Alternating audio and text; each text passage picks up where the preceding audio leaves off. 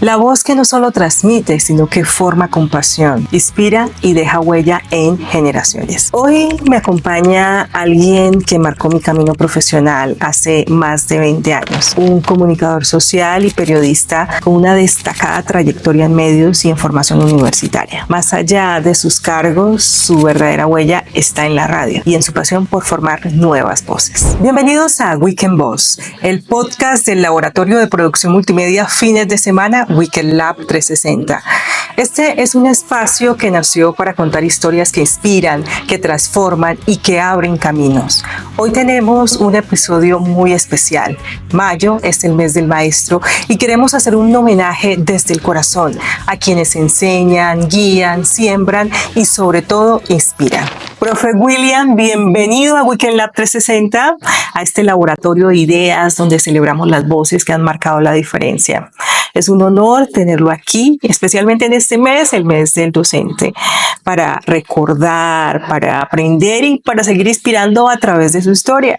Gracias por acompañarnos. Lady, muchas gracias. Un placer estar con usted, con sus estudiantes en el SENA, una institución tan querida para los colombianos. ¿Cómo se siente al volver a encontrarse con una exalumna que hoy le habla desde otro rol, desde entrevistadora, desde instructora? Agradado de estar en una casa tan querida como es el SENA, y no lo digo simplemente como una frase cliché. Aquí vine durante muchos años como reportero a hacer cubrimiento de temas relacionados precisamente con el Servicio Nacional de Aprendizaje, y estar en esta otra orilla no haciendo preguntas sino respondiendo, pues a veces resulta un tanto intimidante, ¿cierto? Pero también me hace recordar cuando era estudiante, por ejemplo, y todas esas prácticas cuando uno veía o cuando el producto, la producción ya finalizada, cualquiera la ve y dice, esto es muy fácil. ¿Quién no se para frente a una cámara? ¿Quién no pone una cámara ahí a grabar? Pero si la gente supiera todo el esfuerzo, toda la planeación, la planificación y todo lo que implica hacer trabajos de este tipo, ¿cierto? Quedaría sorprendida. Pero siempre será muy agradable estar en una institución de educación, y más hablando del campo de la comunicación, del periodismo, de la producción, que es donde también pues, me he desempeñado durante algunos años. ¿Qué emociones despierta ver cómo los cambios que usted ayudó a trazar hoy se convierten en espacios como este, por ejemplo, pensados para visualizar talentos, realidades desde la producción multimedia? Pues es algo emocionante. Cuando me encuentro con profesionales de la comunicación, como colegas, en el caso suyo, Yorledi, yo digo, pensar que conocí a Yorledi cuando sigue siendo muy joven, pero cuando era más joven, cuando entró a cursar una carrera universitaria con muchos sueños, con muchas expectativas, con altas y bajas en el mundo académico, madrugando usted a clases de 6 de la mañana en Pamplona. Aquí en Cúcuta pues no hay problema, pero en una ciudad fría, 10, 12 grados centígrados o con lluvia a las 6 de la mañana. Cuando pienso en todo eso, como ejemplo, el caso suyo, yo digo, los maestros, los formadores, los instructores, quienes estamos en el mundo de la enseñanza somos afortunados, porque recibimos a unos jóvenes a muy corta edad e intentamos ganarnos el corazón y parte del cerebro de ellos, no solo para que cumplan sueños, sino para que sigan soñando, ¿cierto? Porque si uno cree que obtener un título de técnico, tecnólogo, profesional o de un posgrado ya hace que uno haya cumplido en su vida metas, pues habrá que decir que no son metas, sino algunos objetivos. No tiene que educarse para toda la vida. Y creo que los maestros, los profesores, los educadores somos muy afortunados. Y eso hace que no envejezcamos tan rápido ni en la mente, ni en el cerebro, ni en el corazón. Pues porque es que estar trabajando con jóvenes de 17, 18, 20, 25, 30 años hace que uno se mantenga muy activo. Yo creo que en este proceso de enseñanza-aprendizaje, quienes más salimos ganando, contrario a lo que se pudiese creer, somos los maestros, somos los profesores. Terminamos aprendiendo más de los estudiantes que de aquello poco que nosotros podamos inculcar en ellos. ¿Cómo se siente ser invitado a este espacio hecho por aprendices? Pues me siento emocionado, nervioso, ¿cierto? Alguien podría decir, yo me gradué hace algo más de 30 años, trabajé en medios de comunicación, en radio, en televisión, en prensa, ahora incursiona uno en medios en digitales también, pero sigue uno sintiendo los mismos nervios. Yo algún día le preguntaba a un sacerdote, venga padre, ¿usted no se cansa todos los días de hacer misa, repetir las mismas oraciones? O sea, ¿cuál es el sentido? Él me decía, yo celebro la Eucaristía cada día como si fuera la primera y la última vez. Y ese es el sentido especial y a mí se me quedó grabada esa clase. Alguien podría decir lo mismo de uno, ¿cierto? Pero todos los días o los fines de semana, yendo al SENA o a la universidad, etcétera. Otra vez otro semestre, otro trimestre, otro cuatrimestre. Las mismas historias, pero con nuevos estudiantes, cambian solamente los protagonistas. Pero si uno no le encuentra sentido a eso, pues no le encuentra sentido es a la vida misma. O hacer una producción multimedia, por ejemplo, ¿cierto? Otra vez que instalar la cámara, que mirar los planos, la composición. Pues sí, esos son elementos dinámicos, pueden sonar repetitivos, pero si uno le encuentra esa gracia especial a cada cosa que uno hace, ¿cierto? Pues ahí es donde no se va uno a aburrir, no se va uno a anquilosar. En la educación es como la vida. ¿Cierto? ¿En qué sentido? Si yo vivo cada día como si fuera el único, el primero y el último, le encontraré sentido, ¿cierto? De lo contrario, no, se convierte como en una acción mecánica, aburridora, repetitiva, y eso se hace la vida muy aburrida. Y yo creo que los seres humanos llegamos, independientemente de nuestras creencias, a esta vida, a disfrutarla y a encontrar esas cosas bellas que nos ofrece cotidianamente. Encontrarme aquí, por ejemplo, con tantos estudiantes en el SENA significa que tienen sueños. Perfectamente pudiesen estar un sábado, un fin de semana o entre semana durmiendo, diciendo está haciendo mucho sol, no salgo porque sudo. Está lloviendo, no salgo porque me mojo. Hoy no hace sol, ni hace lluvia, no salgo porque a mí me gusta salir cuando llueve o cuando hace sol, ¿cierto? Entonces, pues eso no tendría un mayor propósito. Vivir un día a la vez, creo que es una frase que no solamente en los profesores y en los estudiantes, aprendices, etcétera, sino que cualquier persona debe aplicar para encontrarle sentido al hecho, pues, de vivir. Si pudiera describirse con 3 palabras como maestro, ¿cuáles serían esas 3 palabras? Pues complicado, pero en mis más de 20, 25 años de carrera docente, bueno, me atrevería a decir que soy disciplinado, ¿cierto? Pero no solamente como docente, sino en la vida. Uno puede tener determinados talentos, pero si a ese talento no le agrega disciplina, se desperdicia. Yo puedo ser talentoso para jugar fútbol, pero si me da pereza ir a entrenar, si trasnocho, si no me cuido, pues el día que tenga que jugar un partido mi rendimiento no va a ser el mejor o simplemente el director técnico no me pone a jugar. Si quiero participar en una maratón o en la media maratón de Cúcuta, pero digo no, voy a entrenar y entreno cada 6 meses, pues el día que sea la maratón o la media maratón, a los 200 metros estoy sacando la lengua y me estoy retirando, ¿cierto? Entonces son esas cosas que uno debe tener presente. Disciplina, compromiso. No debe ser una persona comprometida en la vida, por lo menos desde mi perspectiva. Inicio una tarea y la debo terminar. A veces nosotros estamos haciendo una cosa y después nos acordamos que dejamos otra pendiente del día anterior y decimos vamos a terminarla. Y no terminamos la del día anterior ni terminamos la de hoy. Procrastinación que llaman algunos. Y lo otro creo que es rigurosidad. Uno tiene que ser riguroso.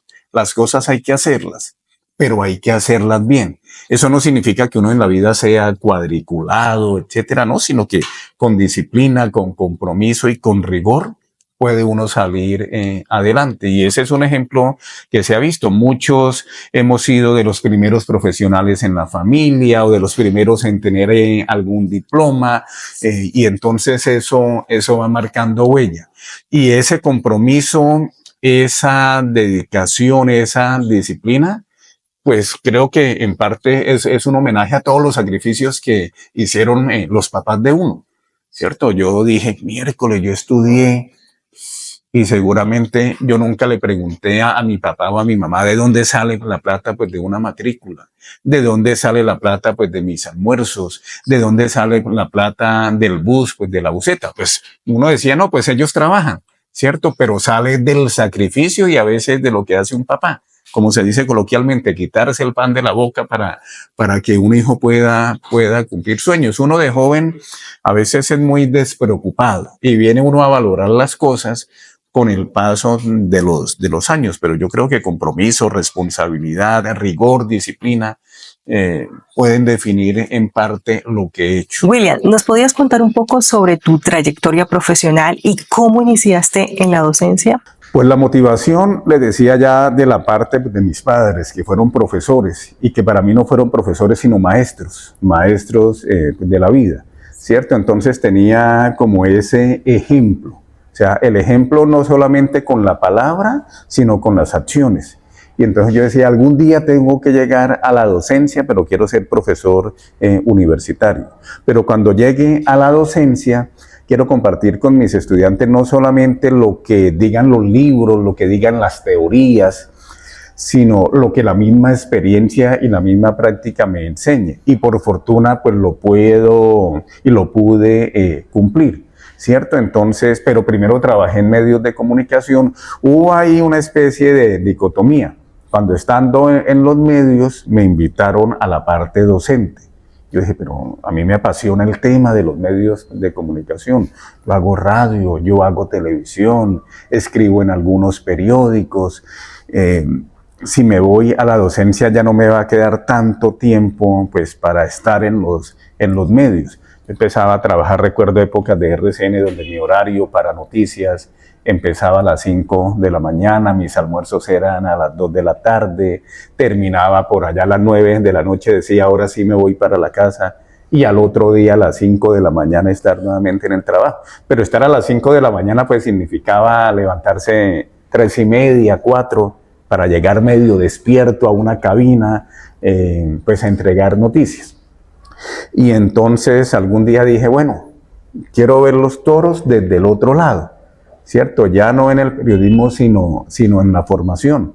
Quiero saber qué es almorzar otra vez a las 12, poder dormir hasta las 5:30, 6, etcétera, poder cenar a las 6 de la tarde, no cuando haya tiempo. Y en eso, digamos, mi vida cambió, pero me dio la posibilidad, ya estando en la parte docente, pues de poder cursar otros posgrados, por ejemplo, de poder sacar más tiempo para la familia, de saber que mis vacaciones no iban a ser 15 días al año, sino que como profesor tengo derecho a vacaciones 2 veces al año, 15 días a mitad de año, 15 días a final de año.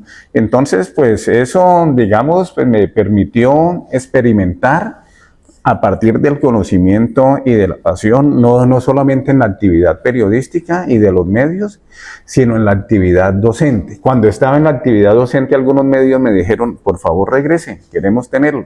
Entonces yo decía, pero ya cuando me siento cómodo en la parte docente, o sea, volver a cambiar como mi estilo de vida, que para mí pues no hubiese sido problema. Pero ya estaba muy afincado en la parte docente y estaba con medios universitarios. ¿Cierto? Tengo alguna producción sonora, integro o hago parte de una red colombiana de periodismo universitario y dije, bueno, finalmente pues la docencia me permite seguir estando vinculado a los medios, a través de los estudiantes, así como lo que hace usted, Jorge. Entonces uno muchas veces habla a través de los estudiantes, ya no es directamente la voz de uno, pero la voz de los estudiantes que están, digamos, haciendo y recorriendo el camino que uno hizo y recorrió años atrás. Entonces sigo con las dos grandes cosas, pero creo que esa vena docente o de formador, no sé si lo hago bien, no sé si lo hago regular, si lo hago mal, pero ahí vamos ya 23, 24, 25 años y creo que es lo más noble. Sin maestros, sin docentes, sin profesores, no habría profesionales, no habría tecnólogos, no habría técnicos, ¿cierto? Entonces siempre pues se requieren maestros. Algún día un estudiante en la Universidad de Pamplona me decía, profesor, yo me quiero graduar para trabajar en medios de comunicación. Y usted que estuvo en los medios de comunicación, para terminar como profesor, ¿qué es eso? Entonces yo decía, no, o sea, algún día, ¿cierto? Ya cuando usted empiece a caminar, entenderá por qué algunos nos dedicamos también a ser profesores o a ser maestros. Yo le agradezco a los profesores, a mis maestros, desde primero de primaria hasta el último día de la universidad, a mis maestros en especializaciones, en maestría, porque de todos ellos aprendí, pero no solamente conocimiento científico, sino aprendí a valorar las cosas, a que hay que tener un sentido humano, a que los profesores nos debemos es ganar el respeto de los estudiantes y no el miedo. Si a un profesor se le tiene miedo, algo está fallando en el profesor, pero si a un profesor se le tiene respeto, yo creo que ese es el más grande logro que podemos tener quienes estamos en esta parte dentro de un proceso de enseñanza, aprendizaje. Lo importante es que somos seres humanos y tenemos que demostrarlo, y está uno formando a personas. Usted, mi estudiante hace ya varios años, hoy mi colega. Y cuando uno dice, no, Yorledis, mire, yo hubiese querido haber hecho lo que hace Yorledis hoy día. O sea, cuando uno ve que los estudiantes, que los profesionales terminan haciendo cosas muchísimo mejores de las que uno ha hecho, uno dice, pues, si yo aporté algo, me siento bendecido, y si aporté algo, pues, me alegra haber influido positivamente en la vida de otra persona o de otras personas. Y creo que eso es lo que nos mantiene a los profesores con mucha esperanza y con sueños permanentes. Cumplimos algunas metas, pero en la medida en que cumplimos 10 metas, se nos abren 30 más. Y creo que eso es lo mejor que el destino y que Dios pues nos tiene a los profesores. Nos va corriendo la meta. Decimos, uy, ya vamos a llegar, ¿cierto? Y cuando vamos a llegar, nos corren la banderita. Y entonces, pues eso hace que nos mantengamos como muy despiertos y muy activos. Profe, usted nos mencionaba desde el 2010 que tiene una producción, ¿sí? Cuéntenos un poco sobre esa producción. Bueno, es una producción sonora, se llama Miradas y Voces. Sí. Pues la tenemos en las emisoras de la Universidad de Pamplona, la publicamos en emisoras de la Red de Radio Universitaria de Colombia y en el canal de iVoox. Miradas y Voces. Y todo empezó con un taller de producción radial, de producción sonora, con estudiantes de quinto semestre. Los estudiantes presentaban sus talleres, el profesor los calificaba y esos talleres quedaban por allá, en el olvido, sí, ¿cierto? O en una caneca pues, de basura, o simplemente el día que había que borrar archivos de un disco duro, de un USB. Y entonces algún día dijimos, lancémonos al agua, patos al agua. Compartamos estas historias pues, con la comunidad, ¿cierto? Con quienes nos escuchan. Y entonces decidimos empezar a publicar en las emisoras, subimos a plataformas digitales, a redes sociales, y ahí contamos historias básicamente sobre Pamplona, la provincia y eventualmente sobre otras partes de norte de Santander y del país, para fortalecer identidad cultural, ¿cierto? Para fortalecer identidad cultural, para que mucha gente conozca sobre la historia nuestra. ¿Por qué Cúcuta se llama Cúcuta? ¿Por qué Pamplona se llama Pamplona? ¿Quién fue Juana Rangel de Cuéllar? ¿Quién fue Francisco de Paula Santander? ¿Por qué los sitios emblemáticos? ¿Cierto? Que la columna tal, que el monumento tal, cuáles son los personajes en nuestros barrios, cuándo se crearon nuestros barrios, cuáles son las principales tradiciones. Nosotros habitamos en unos barrios, en unas ciudades, pero a veces es muy poco en lo que conocemos. Así como a veces es muy poco lo que conocemos, por ejemplo, de nuestros vecinos. Yo nací en un pueblo donde todo el mundo se conocía con todo el mundo, donde uno dejaba una bicicleta parqueada ahí en el andén frente a la casa y salía y no estaba la bicicleta, pero uno no pensaba, uy, se la robaron, sino quién sabe quién la agarró porque necesitaba ir a hacer algún mandado. Y a la media hora la bicicleta volvía a aparecer ahí. Hoy día ni teniendo la bicicleta dentro de la casa uno está seguro. O a veces vivimos es en cárceles, ¿cierto? Todos enrejados, que el día que haya una emergencia y no tenga uno las llaves a mano, pues no tiene cómo salir. Entonces, digamos, pues son épocas y son situaciones que de todas maneras van nutriendo la vida de uno y eso permite compartir, digamos, diversas experiencias cotidianamente. Interesante, muy interesante, profe. ¿Cómo recuerda aquellos primeros años como profesor? ¿Cuál fue su mayor desafío en esa época, profe? Con un miedo impresionante, ¿cierto? Llegar y encontrar 20, 30, 40 estudiantes en un aula y decir tengo 2 horas con ellos o tengo 3 horas con ellos. ¿De qué les hablo? Es como una especie de enamoramiento, ¿cierto? O sea, llegar e intentar seducirlos o decir, ¿cómo hago? ¿Será que se van a aburrir? ¿Será que no se van a aburrir? ¿Será que lo hago bien? Yo decía, ¿yo tendré pinta de profesor o no? En mis primeros años, una persona flaquita, cabello corto, que la gente dijera, bueno, ¿y este tipo qué? Pero a la vez era un desafío, ¿cierto? Entonces ahí empieza uno a decir, bueno, ¿qué estrategias? Y empieza uno a pensar en lo que conoce de didáctica o de otras cosas. Y entonces decir, bueno, ¿cómo llego? ¿Cómo los convenzo? ¿Cómo los animo? Si hay que leer mucho, los estudiantes dicen, no, hay que leer mucho. Si hay que hacer mucha práctica, los estudiantes dirán, no, sí, pues nos enseñó a hacer muchas cosas, pero ¿dónde está pues, la teoría? Y si se combina un poquito de lo uno y de lo otro, ¿cierto? Pues a unos les gusta, a otros no les gusta. ¿Será que si los evalúo y les va bien, ya con eso es suficiente? Pero si no les va tan bien, ¿podrán saber que lo que yo estoy haciendo es exigirles? Yo siempre les digo a mis estudiantes, si les exijo es porque ustedes pueden dar. Sí. Uno le exige a quien puede dar, sí. ¿Cierto? Y uno a veces como estudiante, uno no capta todo eso. No, es que la profesora Yoledi nos dijo cómo se les ocurre ese plano. Mire sí. Que las luces, que la sombra, que se quedó notando tal, cómo permitió que el invitado montara carabina o alguna pues, de esas cosas. Pero no, uno le exige a quien puede dar. Es lo que le pasa a uno con los hijos en la vida cotidiana. No siempre les está exigiendo porque uno dice, no, este muchacho o esta muchacha es talentoso, puede llegar lejos. Entonces, temores muchos. Lo que pasa es que uno tiene que aprender a disimularlos.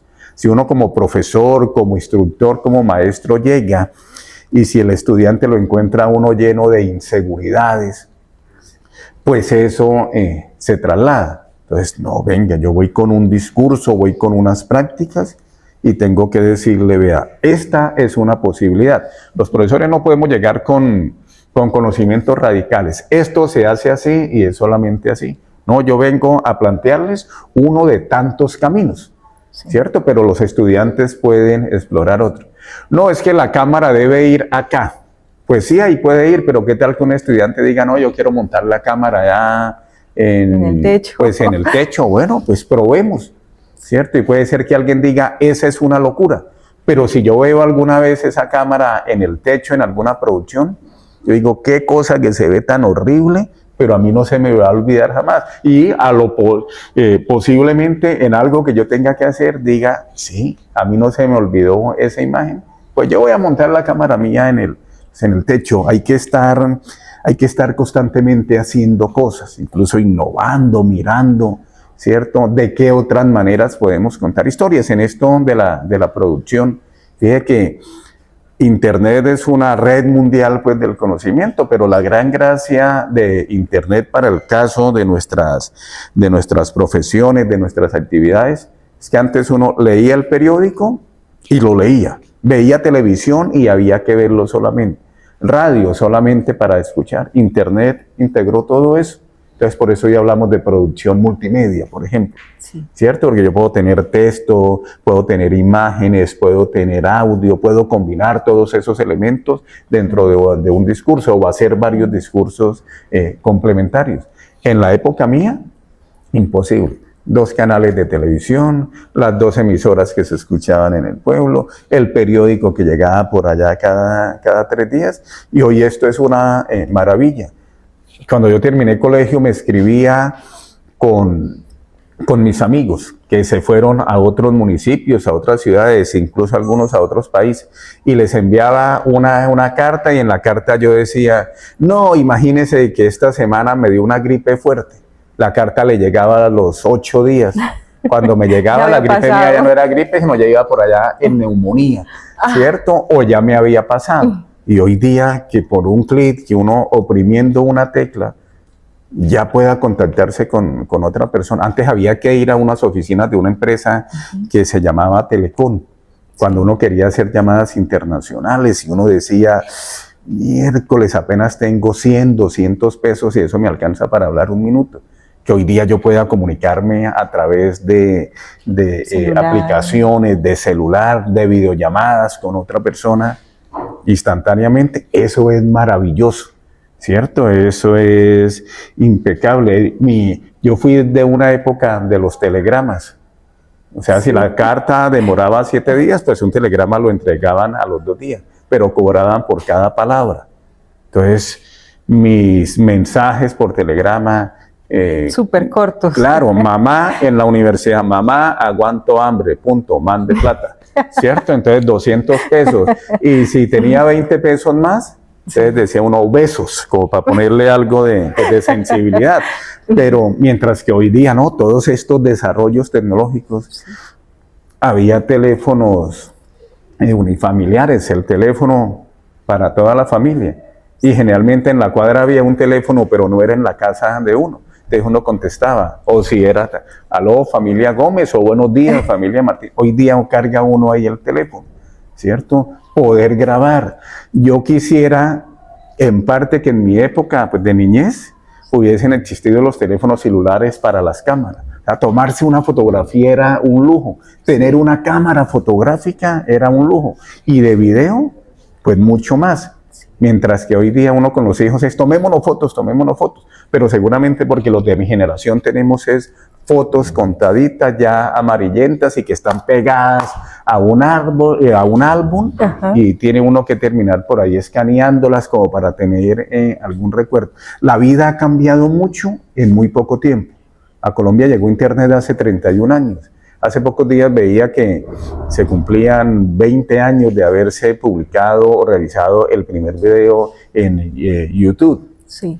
Esto de las aplicaciones son recientes. Entonces los que venimos de generaciones atrás hemos sido afortunados. Pasamos de la carta de papel y del telegrama al correo electrónico, al WhatsApp. Pasamos del cassette al mini disc, al disco compacto. Hoy ya subimos muchas cosas en la nube. Sí. Y todavía hay cosas que los de mi generación no terminamos de entender, pero nos sorprendemos con todos estos desarrollos tecnológicos. La periodística de cassette. Sí, claro. Yo por ahí tengo, será para museos, mini grabadora o la grabadora, ¿cierto? Donde había un cassette. Lado A, lado B, sí. Los discos de vinilo, las cintas de carrete en las emisoras.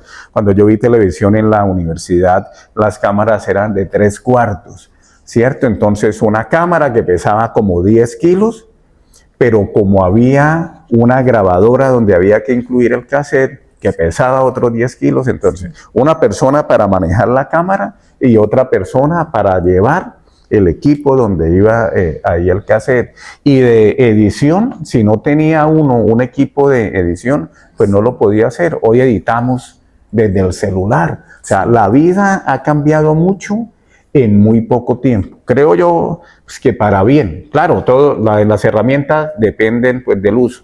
Si yo tengo un martillo, con eso puedo clavar una puntilla o con eso puedo abrirle la cabeza a alguien. ¿Cierto? Entonces depende del uso, pero sí estos desarrollos son maravillosos definitivamente. Y la fotografía, hacíamos todo el proceso de revelado. De revelado, en un cuarto oscuro con una luz roja. Si alguien llegaba y prendía una luz, se nos tiró la película. Sí. Es más, comprar rollos de 12, de 24 o de 36 exposiciones. Entonces, uno tomaba cada fotografía. Yo recuerdo cuando vi fotografía en la universidad, había plata para un rollo de 12, pues había que comprar el rollo de 12. 12 fotografías. Sí. Y teníamos que saber meter el rollo bien en la cámara, porque si no, pues se nos agotaba o se nos dañaba. Y cada fotografía era fielmente calculada porque eran 12 o porque eran 24. Hoy día con un celular yo me voy a un estadio de fútbol y cuando he tomado 50 fotografías o 60 fotografías o he grabado videos. Antes imposible porque cada cosa costaba mucho. Y que eso esté en un aparatico o los celulares. Los primeros celulares, muchos caminamos medio torcidos porque eran unas panelas, pesaban 1 kilo, uno por chicanear se los ponía aquí al lado de la cadera, prensado de las correas, y hoy día son unas cosas minúsculas, pequeños, los micrófonos, todo, ¿cierto? O sea, esto es, para mí es una maravilla, pero eso a veces nos hace perder un poquito como el sentido de lo que significa el rigor y la disciplina. Ya tenemos que hacer una tarea, entonces Google pues nos contesta todo. Los que fuimos de las generaciones de ir a biblioteca, llenar una ficha, sacar un libro físico, empezar a leer para intentar ubicar pues la información. Entonces hay mucha gente, no, hay que leer el Quijote. No, yo no me leo las 900 páginas o las 700 páginas. Me voy a alguna aplicación y ya me hace por la tarea. ¿Quién fue Miguel de Cervantes? ¿Quién fue Sancho? ¿Quién? Y entonces a veces como que nos ha quitado también alguna gracia frente a nuestra hermosa vida cotidiana y a veces terminamos saltándonos algunos procesos. Pero bueno, son las condiciones de hoy. Muy, muy interesante. Si pudiera resumir su trayectoria en una sola palabra, ¿cuál sería y por qué, profe? Yo diría, y no quiero sonar pretencioso, pero felicidad. Los hombres y las mujeres, los individuos, estamos en esta vida para ser felices, para en lo posible hacer lo que querramos. Digo en lo posible porque muchas personas no lo son. Colombia, un país con 52, 53 millones de habitantes, 20 millones viven en la pobreza, unos 6 millones más viven en la pobreza extrema o en la miseria, hoy que se habla de pobreza económica, de pobreza multidimensional. En mi caso he sido bendecido, yo me gradué y a los 15 días estaba trabajando. Qué bendición. Y desde ahí pues no he parado. Y estaba en un primer trabajo en radio y me llamaron de un periódico. ¿Quiere trabajar con nosotros? Y entonces, claro, uno dice, claro, ¿cuánto me van a pagar? Y saca uno cuentas, etcétera. Y estaba ahí y me llamaron de otra empresa periodística. Y estaba en esa otra empresa periodística y me llamaron de otra. O sea, yo digo, no, pues he sido bendecido cuando a veces tengo compañeros que no han podido ejercer como ellos lo hubiesen deseado. Y estaba en los medios trabajando, contento, y vino un llamado para vincularme a la docencia universitaria. Y entonces creo que lo que he hecho es lo que soñé, lo que deseaba, y si uno desarrolla lo que uno ha soñado y lo que uno desea, pues en parte eso es felicidad. Felicidad no es estar en el paraíso o que no haya problemas o que no haya dificultades. Pero lo que hemos podido, como en mi caso, e insisto, no quiero sonar pretencioso, hacer, estudiar lo que quería, trabajar en aquello que estudié, estar haciendo en este momento lo que soñaba 30 años atrás también, pues creo que eso es felicidad. O sea, la felicidad no es enamorarse de otra persona, tener hijos, ganarse el baloto y vivir sin problemas, ¿no? Es hacer aquello a lo que uno pues le encuentra gusto. Son momentos y eso hace que uno pues no se vuelva loco, ¿cierto? Entonces creo que la felicidad, esa palabra que a veces da tanto miedo, que causa ciertas situaciones particulares, creo que yo me siento un hombre feliz. Eso no significa una vida plena, perfecta, sin problemas, pero sí he disfrutado desde haber nacido en Sardinata, haber trabajado profesionalmente en Cúcuta, haber estudiado en Bucaramanga, estar desde hace muchos años en Pamplona, ¿cierto? 4 hijos, en fin. Todo eso creo que pues, me llena, ¿cierto? No estoy amargado en mi vida, sino me siento satisfecho con lo hecho. Profe, nos hablaba sobre el inicio, ¿cierto? ¿Recuerda de pronto qué hizo usted con su primer sueldo? Uy, lo único que recuerdo es que era bien bajito, porque como recién graduado, pues claro, uno tiene las ganas de comerse el mundo, de transformar el mundo. Entonces hay un momento en que uno dice, bueno, no me pagan mucho, pero Voy a ganar experiencia, voy a intentar posicionar un nombre, una marca personal, y no, con ese sueldo pues era soltero, imagino que egoístamente pues lo invertí en mí, ¿cierto? O sea, con el primer sueldo, sea mucho o sea poco, uno dice, uy, voy a poder comprarme los zapatos que me he querido comprar siempre, o la camisa, o voy a invitar a los amigos a que nos reunamos, a que nos tomemos algo. Ciertamente no lo recuerdo mucho, pero sí recuerdo, eran como 97,000, 99,000 pesos, un poco, que era como salario y medio, salario mínimo y medio.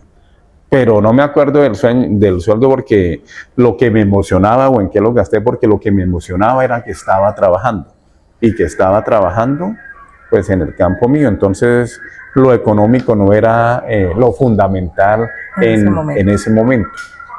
Profe, en su recorrido como formador, ¿qué momentos le marcaron a usted la vida? ¿Qué momentos creería usted que marcaron todo? ¿Qué momento de aprendizaje marcó su vida? Pues indudablemente el contacto con los estudiantes, ¿cierto? Uno no debe perder de vista el sentido humanista. Yo le hablaba que si uno cae en la rutina y como en la mecánica, pues le pierde uno el hecho de cuál es el propósito. Entonces, ¿para qué enseñar? Uno tendría que preguntarse como formador, bueno, ¿yo para qué enseño? ¿Para qué formo? Puede haber respuestas válidas, unas más tacañas, otras un poquito más amplias. Enseño porque pues se me dio la posibilidad, tengo que ganarme la vida, tengo que pagar servicios, tengo que asegurar mi alimentación, tengo que comprar vestuario, tengo que pagar un arriendo. ¿Eso está bien? Sí, eso está bien, pero es muy elemental, ¿cierto? O sea, por ejemplo, yo decía, yo quiero influir en los jóvenes, así como muchos profesores y maestros influyeron en mi vida cuando yo era joven. Entonces yo recuerdo al estudiante de primer semestre, al profesor de primer semestre en la universidad, que me decía, ¿usted para qué estudia comunicación social? ¿Usted para qué quiere ser periodista? Sí. ¿Cierto? Entonces uno decía, no, yo quiero salir en televisión, mirar a una cámara, que cuando vaya por la calle me digan, oiga, usted es el que sale en el programa de televisión, usted es el que habla en la emisora, usted es el que escribe en el periódico. Pero después me di cuenta que ese no era pues el propósito, que yo quería comunicar para servirle a la sociedad. Y si de paso eso me iba a servir a mí también para ganarme la vida, pues eso estaba bien, ¿cierto? Entonces uno siempre tendría que preguntarse como con el propósito, ¿para qué enseño? Ese es el sentido. ¿Cómo lo enseño? Entonces habla uno sobre metodologías, sobre aspectos didácticos, cómo hago el taller, cómo preparo el curso, cómo encamino a los estudiantes a determinadas cosas. Y entonces, digamos, se fueron dando esos aprendizajes continuos. Yo le decía en un comienzo, yo le dije que es más lo que los profesores aprendemos de los estudiantes que lo que los estudiantes aprenden de nosotros, ¿cierto? Entonces, yo creo que lo más maravilloso de estar en este campo es todo lo que uno nutre. Es como si le inyectaran todos los días a uno 20, 25, 30 aprendices o estudiantes, inyecciones de vida, de pasión. Alguna pregunta, los profesores no la sabemos todos. Si un estudiante pregunta algo y uno dice, no, pues no sé, pero terminada la clase, uno dice, averigua, tengo que indagar. O uno está diciendo algo y un estudiante en su celular con un plan de datos puede decir, profesor, eso que nos está diciendo usted, eso era en su época de estudiante, hace 180 años, hoy esto ya cambió, ¿cierto? Entonces eso pues lo mantiene a uno muy, muy activo. Los seres humanos debemos ejercitar el cuerpo, salir a caminar por salud, pero debemos ejercitar la mente, que si no, ese músculo se nos atrofia, y una vez atrofiado, muy difícil volver a que sea algo dinámico o que nos aporte constantemente. Profe, desde su experiencia como comunicador, ¿qué papel cree que juega la producción multimedia en la educación y sobre todo en la transformación social? fundamental, ¿cierto? Eso es algo fundamental. Los seres humanos somos comunicadores por excelencia. La esencia de la comunicación es el diálogo. Hoy día tenemos que, bueno, siempre se ha hecho, aunque antes se hacía por separado. Cuando le contaba la historia que si yo quería leer solamente era el periódico, si quería ver solamente televisión, pero hoy día poder integrar todos esos lenguajes, hoy día que hablamos de ecosistemas, hoy día que hablamos de que integramos cierto video, audio, texto, diferentes tipos de gráficos, etcétera, etcétera. Esa es una necesidad fundamental. O sea, conocer hoy sobre producción multimedia, no solamente en la vida personal, sino en el trabajo. Sí. Un productor multimedia, uno dice, oye, está presente en cualquier empresa. Si hay empresas que no saben comunicar lo que hacen, están condenadas al fracaso. Sí. Si hay instituciones que no saben comunicar lo que hacen y las generaciones presentes, pues no son como las generaciones de atrás. Hoy antes uno se contentaba con simplemente ver el video o leer el periódico o escuchar el programa, no. O yo recurro, por ejemplo, a medios o a canales donde me están mostrando un video, pero donde me están dejando escuchar un audio, la parte de un podcast, por ejemplo, donde me están mostrando una infografía. Entonces, en lugar de leer yo 20 párrafos en una infografía muy bien diseñada y con un contenido valioso, yo puedo decir, uy, ¿quién preparó esa infografía? Ahí está. Y no solamente es pensar, no, eso lo hizo inteligencia artificial, no, nosotros debemos saber hacer, debemos tener conocimiento. Entonces, yo creo que todo todo lo multiformato es fundamental. O sea, fundamental, y creo que ahí está el camino de la comunicación. Por ejemplo, hoy día yo reviso los planes de estudio de los programas de comunicación. Si hoy formáramos con el programa o con el plan de estudios con el que yo me formé hace 35 años, nada que ver, ¿cierto? Pero absolutamente nada que ver. Sí, las teorías pues se mantienen, pero empezando que ni los equipos, ni la forma pues de producir, pero lo multimedia es el lenguaje de hoy y el lenguaje del mañana, definitivamente. Poder integrar diferentes lenguajes, eso es no solamente maravilloso, sino que es una necesidad. Y quien no lo entienda o quien no lo sepa en este campo, pues difícilmente podría salir adelante. Y no solamente hablo en el campo de la comunicación, sino del sector oficial, de las empresas privadas. El campo es bastante amplio. Hoy día muchos programas de comunicación ni siquiera están en comunicación social, sino comunicación digital, o en el caso del SENA, producción multimedia, etc.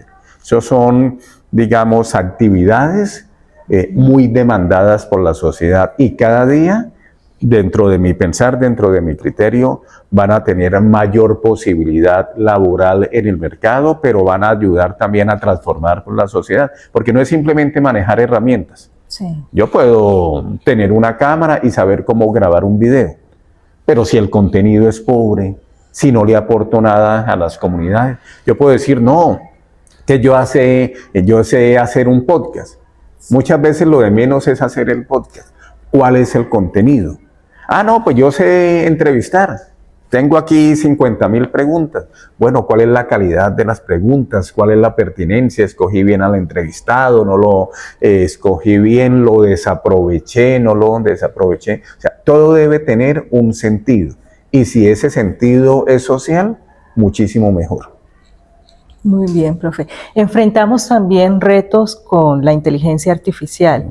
¿Cuál sería su opinión acerca del tema? Pues es el juguete de moda, ¿cierto? Así como cuando 100 años atrás lo que estaba en la sala de los hogares era una nevera. Y la gente llegaba y decía, uy, vecino, qué bonita, pues su nevera, sí la pudimos comprar. Llegó el radio como medio de comunicación y como aparato, y la nevera se fue para un lado y el radio era el de mostrar. Los radios de hace 80, 50 años, muy bonitos, ¿cierto? Entonces, vecino, qué bonito el radio. Llegó la televisión y el radio se fue desplazado hacia otro lado de la casa y en la sala estaba un aparato pues de televisión tan grande y tan ancho que encima las abuelas ponían carpetas, el elefantico, el santo, eso era como una mesa. Y luego aparecen ya todos estos otros desarrollos propiciados por internet, pero nos obligaban a pensar de todas maneras. Ahora está la inteligencia artificial, es muy valiosa, pero no debemos volvernos dependientes. O sea, no podemos renunciar a tener pensamiento propio, ¿cierto? A pensar por nosotros mismos, como lo decía Kant y otros tantos ilustradores por allá, siglo XVIII, periodo de la Ilustración. Entonces no es posible que frente a cualquier cosa digamos nosotros, eso lo resuelve la inteligencia artificial. Escribamos el prompt de la mejor manera, actúe como entrevistadora de un programa de producción multimedia en el SENA, ¿cierto? Para desarrollar un ejercicio en clase con tal persona. ¿Qué debería preguntar? No, pues si mi mente puede sacar las preguntas, yo lo hago. No se lo hago a una inteligencia artificial o no se lo dejo a una inteligencia artificial. De la inteligencia artificial yo tengo es que aprovechar la herramienta de pronto para, si me tengo que leer o hay mucha información sobre determinado caso, pues que la inteligencia artificial me ayude a depurar, a filtrar algunas cosas. Pero no es que yo todo se lo deje a la inteligencia artificial. Es un arma de doble filo. Pero lo que no podemos los seres humanos es renunciar a nuestra capacidad crítica de pensamiento y de creatividad. Si la inteligencia artificial existe, es porque los seres humanos la han creado, pero sería un error pensar que la han creado para que nosotros pues nos relajemos, ¿no? El problema está cuando uno quiere que el ensayo, que el trabajo, que la tarea que nos dejó la profesora o el profesor o el instructor no la haga inteligencia artificial. En mis clases yo a veces leo algunos documentos y yo digo, pero este estudiante no tiene el estilo de escribir así, uno va identificando ciertas cosas. Cuando hemos hecho discusiones en clase, este estudiante ha dicho todo lo contrario a lo que aquí está escrito. Aquí ni le sobra ni le falta una coma. Entonces, lo que tomo y digo, bueno, usted escribió esto. Muchas veces a sabiendas que él no lo escribió. Antes le pagamos a que nos ayudaba a hacer el trabajo. Ahora ya nos ahorramos ese costo de la inteligencia artificial. Entonces confronto al estudiante, bueno, ¿por qué escribió esto? Y cuando el estudiante empieza, profesor, ¿está seguro que yo lo escribí? Sí, mire, aquí está. Entonces casi que lo que le estoy diciendo es, bueno, si se dejó ayudar por la inteligencia artificial, lea lo que ahí sale, no todo lo que sale es cierto. La otra vez escribí en inteligencia artificial, ¿quién es el profesor William Javier Gómez, comunicador social, egresado en tal año, profesor de la Universidad de Pamplona? Dije, vamos a ver qué sale. Pues el 60% de lo que dijo era cierto. Sí. El otro 40% no, que se parece a Brad Pitt, que tiene los ojos azules, y yo decía, eso no es cierto. Eso mismo nos puede pasar con otros lados. O sea, no hay que confiar ciegamente en las herramientas, siempre debe estar nuestra mirada. En el campo de periodismo uno puede decir, no, que la inteligencia artificial, aquí me llegó un boletín, ingreso esos datos y que la inteligencia artificial redacte, pero la valoración y el sentido humano no va a ser lo mismo. Si bien la inteligencia artificial ha sido creado por los seres humanos, aspectos como sensibilidad, por ejemplo, como miradas particulares, solo dependerán de la mirada y de esa sensibilidad del ser humano. Por ahora estamos todavía como intentando entender cómo es que funciona ese nuevo juguete. Profe, ¿qué consejo le daría a los jóvenes que hoy se forman en áreas como diseño, comunicación, producción multimedia, en escenarios como el SENA? Pues primero que los felicito, ¿cierto? Porque han escogido un área de mucha demanda. Algo que es vigente, y a quienes se están formando en todas estas áreas de producción y que tiene que ver con asuntos mediáticos y con lo multiplataforma, etcétera, con este ecosistema mediático, pues que lo hagan y lo hagan bien, pero que busquen tener su sello particular. ¿cierto? O sea, uno a veces toma como referente lo que otros hacen, lo que otros seres humanos hacen o lo que la inteligencia artificial muchas veces pues nos dice. Pero ¿cuál es el sello particular? ¿Qué es lo que va a hacer María que distinga ese trabajo o esa producción, un podcast o un video, etcétera, etcétera? ¿Qué es lo que hace María que va a distinguir ese trabajo de lo que hace José, de lo que hace Pedro o de lo que hace Roxana? ¿Cierto? No, es que nos quedó muy parecido. No, ¿qué es lo particular? ¿Cuál es el sello propio? Mi voz puede ser que se parezca a la de otra persona, que el timbre sea similar, pero es mi voz, ¿cierto? Entonces, en aspectos de creatividad, es decirle eso, no se contenten con la primera versión. Uno generalmente, bueno, en YourLadies creo que ha sido a lo mejor pues la excepción y aunque no es el tema, uno generalmente no se casa con el primer novio o con la primera novia. Muchas veces dicen que la novia del estudiante no es la esposa del profesional, ¿cierto? Entonces uno a veces va a hacer un trabajo y uno dice, hagámoslo así, es la primera idea. Sí. Pero si yo me demoro unos 5 minutos más y digo, bueno, ¿y si lo hago de esta otra manera? Y si también lo puedo hacer ahí, que pueda yo escoger. O sea, no hay que contentarnos con la primera idea que nos llegue a la mente. Ni hay que contentarnos con decir, no, nos quedó bien. Porque cuando uno se contenta, cuando uno se vuelve conformista, está más cercano a la mediocridad que al éxito y al crecimiento personal, familiar, profesional. Hay que explorar, hay que esculcar. ¿Cierto? Entonces uno dice, bueno, esta vez yo me voy para mi casa, me voy caminando, paso aquí el puente del Sena en Pescadero. No, ahora quiero irme por esta otra cuadra. Así como cuando llueve. Cuando no llueve uno dice, me voy aquí por esta calle. Pero si la calle se inunda, uno tiene que buscar algunas otras cositas. No, ahora me tengo que ir por este lado. Hay un trancón por tal lado. Tengo que dar esta otra vuelta. Pues a ustedes lo que les digo es exploren.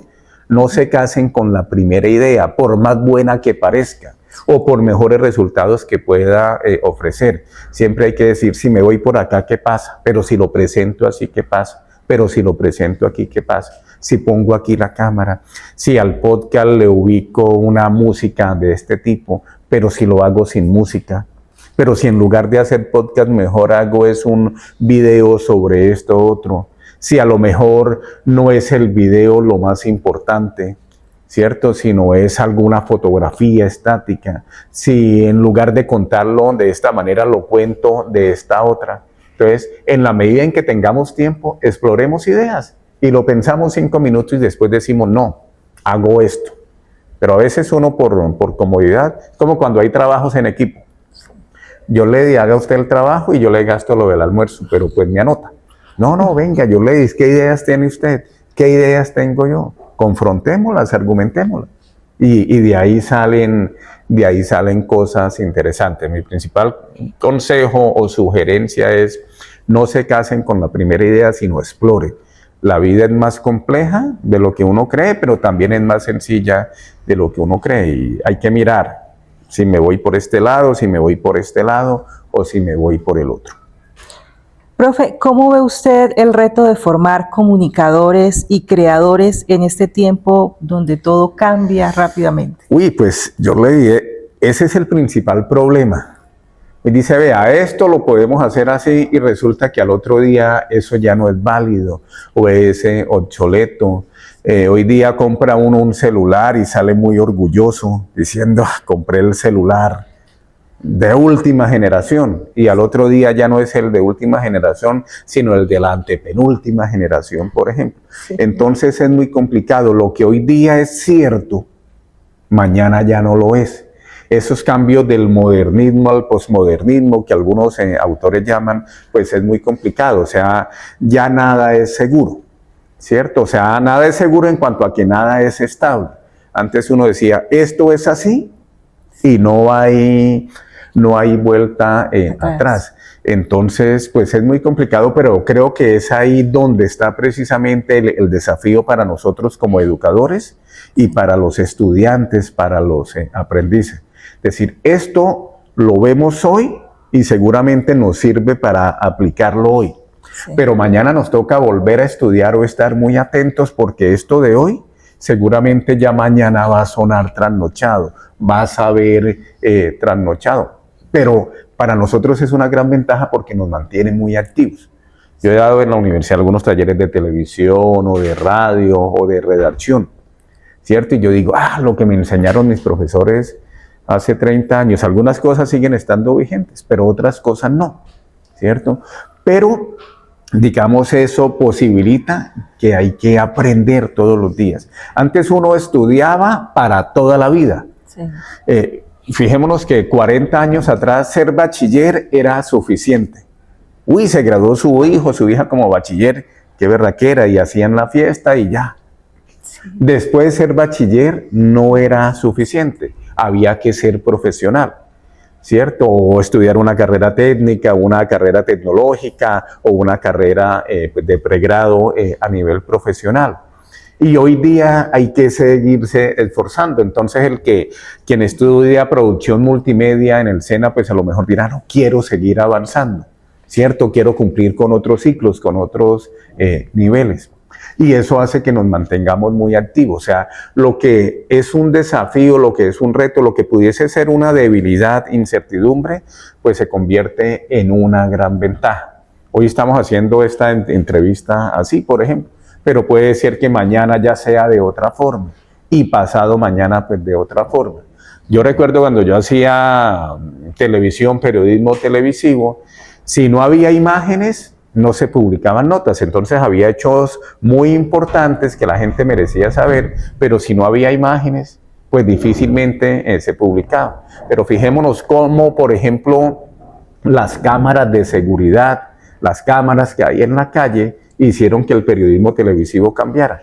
¿Cuántos restaurantes o cuántos asaltos se producen en restaurantes o cuántos accidentes de tránsito? Muchos, infortunadamente.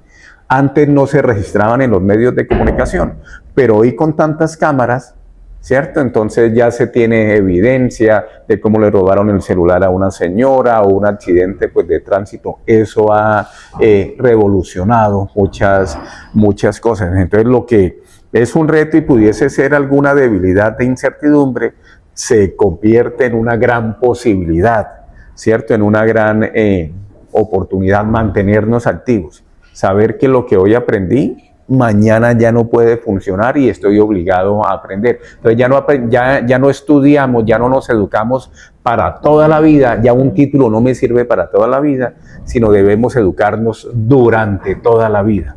Yo a esta edad, por ejemplo, todos los días tengo que aprender, ¿cierto? Porque si me contento con lo que aprendí años atrás, ya no es suficiente.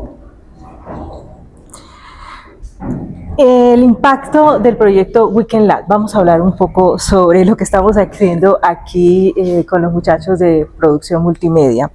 Weekend Lab es un laboratorio creativo creado por Aprendices SENA. ¿Qué opinión le merece este tipo de iniciativas formativas desarrolladas desde aquí, desde el aula, desde el ambiente de formación? Pues, digamos, placenteramente lo estoy descubriendo por los comentarios que usted ha hecho, por lo que he podido indagar y me parece valioso. O sea, a hacer cosas se aprende haciéndolas. Claro, con conocimiento, con pasión, con lo que hablábamos antes, pero creo que es súper valioso. Porque yo puedo aprender conceptualmente o distinguir conceptualmente muchas cosas.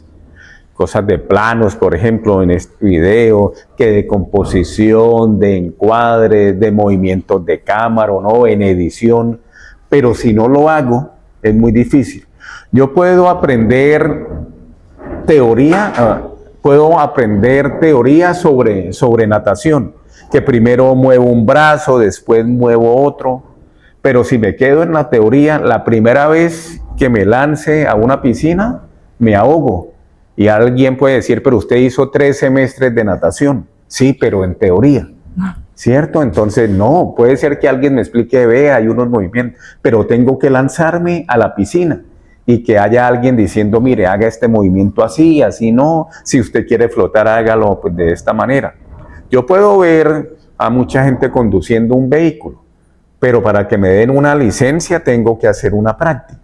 Entonces la práctica ayuda mucho, es fundamental. Esa es la gran ventaja que tiene, por ejemplo, el SENA frente a otras instituciones.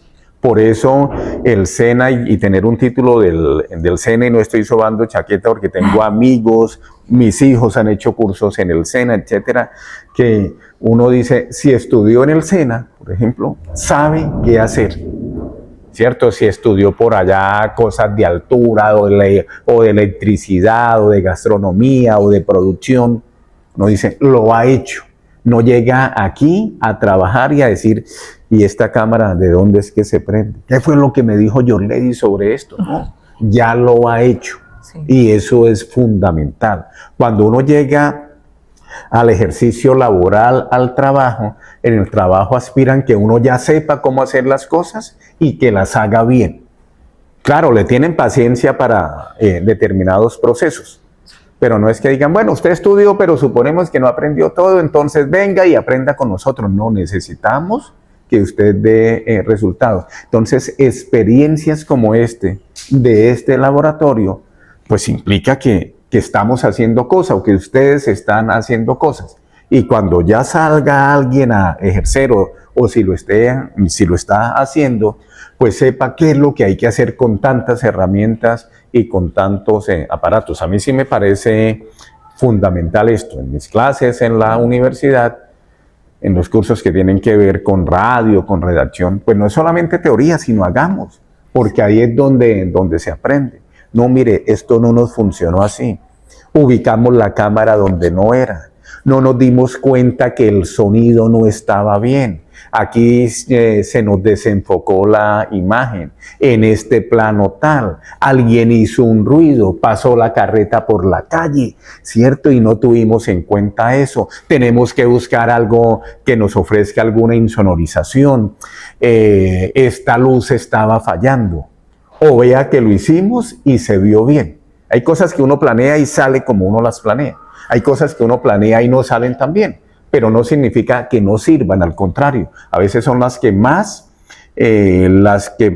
experiencias y aprendizaje generan. Importan. Ah, no nos salió bien, ¿por qué fue? Ah, fulanito hizo tal cosa que no lo debió hacer. Los pequeños detalles son los que cuentan. Entonces, en estos talleres, por ejemplo, de producción multimedia, es donde aprende uno a valorar los pequeños detalles. Alguien tosió, que alguien tosa, eso es una cosa súper grande, no, pero a lo mejor ese sonido no debía quedar ahí. Alguien pasó y movió un momentico, un poquito el trípode. Duramos media hora ubicando las cámaras, diciendo siéntese aquí, no se mueva, esto es lo que necesitamos mostrar. Y el trípode se nos movió un poquitico y no nos dimos cuenta, ¿cierto? Entonces, así como para un automovilista, un segundo, uno dice, ¿qué es un segundo en la vida? Alguien podría decir nada, pero preguntémosle a ver a un corredor de Fórmula 1 si un segundo es nada. No, un segundo es mucho. Me dice, ¿cuánto le lleva Raikkonen a él? No, 2 segundos. Ah, ya ganó, ¿cierto? Pero a uno como profesor no le dicen, profesor, llegó 2 segundos tarde, porque aparentemente es insignificante. Es como con la plata. 5,000 pesos es mucha o es poca plata. Pues si yo soy un millonario, 5,000 pesos será poca plata. Pero si no tengo ni lo de la buceta y me encuentro un billete de 5,000 pesos, eso es una bendición y soy rico. Sí. Entonces, todo es muy relativo. Profe, ¿qué tan importante es para los jóvenes vivir experiencias prácticas con proyectos reales como este laboratorio? Uy, para mí eso es básico, es fundamental. En el hacer, ¿cierto? Es donde está buena parte del éxito nuestro. Y entonces, si un estudiante hace, si un estudiante experimenta, lleva a que el estudiante sea creativo, ¿cierto? No venga, lo voy a hacer así, lo voy a hacer de esta otra manera, o puedo hacerlo de esta otra manera. Porque yo soy muy malo pues para la cocina, pues para cocinar. Lavo platos en lugar de cocinar porque pues no aprendí. Pero fíjese que en la pandemia, hace algunos años, al no poder salir o etcétera, tendría uno que decir, bueno, hay que cocinar o si no, pues me muero de hambre. Entonces muestre, a ver, yo veía que mi mamá lo hacía así o que tal novio. Y prepara uno cosas y uno dice, rico. mira, pues no me quedó tan feo. Pero después dice uno, ¿y qué tal si le agrego esto otro? Venga, yo aquí tengo un tomate, pero a mí el tomate no me gustaba antes o no me gusta, o la cebolla, pero voy a agregarle un poquito, o ajo, ¿cierto? Entonces uno dice, no, es que el ajo, el olor, la sensación, pero si no le echa uno ajo a la comida, pues no va a tener el mismo sabor. Pero empieza uno a experimentar. Los grandes chefs, por ejemplo, Sena, que tiene una escuela de gastronomía tan importante, viven es innovando, viven es haciendo cosas. Y si agregamos esto, y si quitamos esto y le echamos esto otro, entonces eso es fundamental, hay que hacer las cosas. En teoría yo puedo ser el mejor esposo, el mejor novio, el mejor hijo, el mejor profesor. Ah, bueno, pero en la práctica es donde tengo que demostrarlo, y la práctica es la que me permite ir evaluando los procesos. La producción multimedia es un proceso y se tiene que ir evaluando permanentemente, y entonces pues eso hace que uno sea muy inquieto y que sea muy creativo en el hacer, ¿cierto? Ah, lo hice así, ahora voy a hacerlo así. Creo que esa es una ley de la vida también. Profe, esta pregunta me parece muy importante. ¿Cómo se puede lograr una integración efectiva entre creatividad, tecnología y narrativa para contar historias auténticas y poderosas? Pues es una pregunta fuerte. Fíjate que la estética o la narrativa tiene que ver con la estética, cómo formulo yo contenidos. Y la estética narrativa tiene que ver desde ubicar una cámara en determinado ángulo para tomar determinado plano, si voy a hacer movimientos en edición, si le agrego música, si tengo un generador de caracteres o escoger un tipo pues, de letra. O sea, ¿cómo hago yo un contenido mucho más agradable? Lo de menos es contar, ¿cierto? Pero ¿cómo lo hago yo mucho más agradable? Que alguien haya llegado a esta parte del video diciendo me quedo a observar y a escuchar determinado diálogo. La creatividad, los seres humanos somos creativos pues por naturaleza, pero para esa creatividad, volviendo a alguna respuesta atrás, no me puedo yo casar o quedar con la primera idea que se me viene a la cabeza, ni puedo declinar hasta en el primer intento. El creador de la bombilla no sé cuántos intentos hizo y por allá al 2000 y pico o al 3000 y pico fue que se prendió, ¿cierto? Que se encendió pues una bombilla. Tenemos que ser de largo alcance. Primero ser creativos, explorar, tener estética, tener cuidado. El audio dice mucho, la imagen dice mucho, los pequeños detalles cuentan, ¿cierto? Entonces, por ejemplo, en televisión hay unos colores que saturan, otros que no saturan. Si yo tengo un fondo verde para un chroma key o no, si yo tengo que hacer algunos movimientos de cámara en un dolly, el piso lo permite o es un empedrado y entonces cuando yo corro o hago el movimiento de dolly pues la imagen va a quedar así. Si estoy en un estadio y hay una transmisión de televisión, por ejemplo, ¿dónde ubico las cámaras? Para planos generales, para planos medios, para unos planos mucho más cerrados. Esa forma de contar es fundamental y mucho más porque hoy día hay muchas producciones. Como cuando yo estoy viendo algún canal de televisión, hoy vemos más plataformas que propiamente canales, pero si no me gusta algo, tomo el control y cambio. Y si no me gusta, si no me engancha en los primeros 10, 15 segundos, cambio. Entonces, ¿cómo hacer para que alguien se quede ahí? A escuchar, a ver, a leer lo que yo produzco.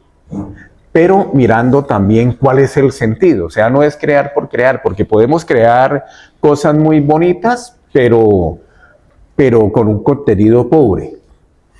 La idea es hacer cosas muy bonitas, atractivas, pero que los contenidos sean lo suficientemente llamativos y que le aporten a los ciudadanos algo. Entonces, en la creatividad, en la innovación, yo puedo no tener la mejor cámara, puedo no tener el mejor micrófono, pero eso no significa que yo no pueda hacer cosas incluso de superior calidad a aquel que tiene la super cámara o el super micrófono. La herramienta es simplemente eso, una herramienta. El sello sí se lo pone uno como creador, como productor, como gestor de determinados contenidos. Entonces, esos son aspectos que hablan bien de la capacidad que los humanos tenemos para producir cosas constantemente, y ahora mucho más en este mundo multimedia. ¿Qué desafíos enfrenta la producción multimedia en el contexto educativo y cómo podríamos abordarlos con innovación y propósito? Pues hay unos desafíos bastante grandes. Yo recuerdo cuando era estudiante de primaria, los profesores llegaban a un aula con tiza, ¿cierto? Con un borrador allá. Después pasaron a un acrílico.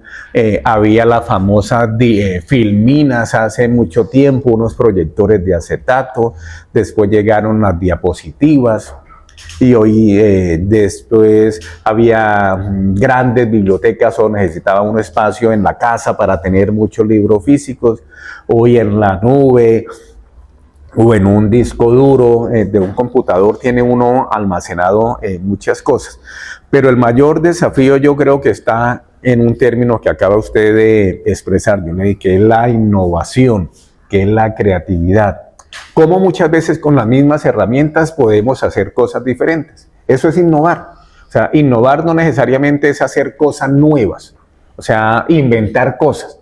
Sí es hacer cosas nuevas con las mismas herramientas, ¿cierto? Tengo yo aquí la misma cámara de hace 20 años, pero ¿qué otras cosas puedo hacer diferentes a las que hice durante 20 años? Ah, mira, yo puedo decir, no, esto siempre lo he contado pues de esta manera, si lo cuento así, si en lugar de un plano normal tengo es un plano cenital o picado, un contrapicado, si lo hacemos de esta otra manera. O sea, creo que ese es el principal desafío, que las cosas no se hacen hoy día como siempre se habían hecho, pero mañana tampoco se harán como hoy las estamos haciendo. Y lo ideal no es que nosotros necesariamente copiemos lo que hacen los demás, sino que seamos referentes. Que alguien diga, muestre cómo hacen los estudiantes, los aprendices, los instructores de producción multimedia, pues del SENA. Tenemos que hacer un video. Oiga, hagámoslo como lo hacen los productores multimedia, pues del SENA, que seamos referentes. Para mirar, para hacer las cosas como lo hacen los demás, pues es muy fácil. Sí. Pero cuando yo digo, no, venga, yo quiero ser un referente, yo quiero distinguirme por esto, esta es mi huella, esta es mi señal particular, pues digamos es gratificante. Entonces el desafío es, con las mismas cosas, con las mismas herramientas, hacer cosas diferentes. Si nosotros hacemos lo mismo, pues difícilmente alguien podrá decir, uy, hagámoslo como lo hace fulanito. No, hoy el mundo está cambiando y es de los que están preparados pues para ese cambio, ¿cierto? Los que nos adaptemos o quienes se adapten al cambio son los que van a sobrevivir en el campo profesional, tecnológico, técnico. O sea, que nosotros seamos innovadores, que hagamos cosas diferentes, yo creo que ahí está la gran diferencia y eso marca pautas. Profe, estamos en el mes de mayo, ¿cierto? El mes del docente. Para usted, ¿qué significa inspirar? Inspirar nuevas generaciones. Sí. ¿Qué significa inspirar? En parte de la respuesta anterior, que vean a una persona, a un maestro, a un docente, a un educador, como alguien, como un modelo. Pero no para hacer lo mismo, sino como un modelo para hacer mejores cosas de lo que ese modelo plantea. Uno ve, por ejemplo, en quién se inspira uno cuando es pequeño, cuando es joven, pues en los papás. Uno dice, yo quiero ser como mi papá, yo quiero ser como mi mamá. Pero después ellos sirven de tanta inspiración que uno dice, no, yo quiero ser mejor que ellos. Pero no para decirles, gané, soy mejor, no para echarlo en cara, ¿cierto? Sino para demostrarles que eso que ellos han hecho por uno, lo han hecho bien. Lo mismo puede pasar en las aulas. Uno dice, uy, este profesor es mi modelo a seguir. Pero uno no quiere contentarse haciendo las cosas que hacía ese profesor. Venga, si yo de verdad respeto a ese profesor, yo quiero ser mejor que ese profesor. Y creo que eso es inspirar. convertirse en un referente, en un modelo en todo el sentido pues, de la palabra. Yo como profesor no quiero que digan solamente, uy, ese profesor sabe mucho. No, mira, ese profesor es una buena persona. Ese profesor es un buen ser humano. De nada me sirve ser profesor y que me vean tirado después de la clase borracho en una calle o echándole un madrazo al tipo que se comió un semáforo en rojo, ¿cierto? Entonces, como de un político decir, no, pues el político robó mucho, pero nos hizo el puente, qué buen alcalde, no, o qué buen gobernante, no. Deben ser personas ejemplares. Entonces, inspirar es servir como ejemplo, pero no solamente en el conocimiento, sino en la vida cotidiana. Si uno inspira bien, el aprendiz o el estudiante va a querer ser mejor que uno. Pero mejor no simplemente en conocimiento, sino en el aporte social pues, que pueda dar. Pero esa es una palabra grande. Ese sería como algún propósito que yo algún día quisiera tener, ¿cierto? Decir, por mis palabras, pero por mis obras, inspiré a alguien. Es muy difícil, es muy complicado, o sea, eso requiere no sé qué cosas, pero servir como fuente de inspiración, ¿cierto? Para otra persona, yo creo que debe ser una de las cosas más importantes y más significativas que cualquier ser humano le podría aportar a otros seres humanos. Profe, ¿qué mensaje le daría a los aprendices que sueñan con ser grandes profesionales? Nunca dejen de soñar, pero no se queden en los sueños. No, es que yo quiero soñar con ser el mejor productor multimedia. Pues sí, suéñelo, pero hágalo realidad. Y cuando lo haga realidad, propóngase otro sueño, propóngase otra meta. ¿Cierto? Porque el sueño no es suficiente. Claro, el sueño implica apasionamiento, pero hay que prepararse, hay que formarse académicamente. Yo los felicito porque ustedes están acá y tienen en mente ser mejores personas, aportarle cosas interesantes a las comunidades. Conocimiento sin pasión es un conocimiento desperdiciado, pero pasión sin conocimiento pues son unas ganas que quedan ahí medio atrofiadas. Entonces pónganse metas, pero cuando vean que están cerca de esa meta, corran la meta 100 metros más, ¿cierto? Porque si no, pues la vida se nos acabará muy pronto. O sea, vive no el que tiene muchos años, sino el que tiene muchas cosas todavía pues por cumplir. Logré esto, bueno, ahora quiero hacer otras cosas.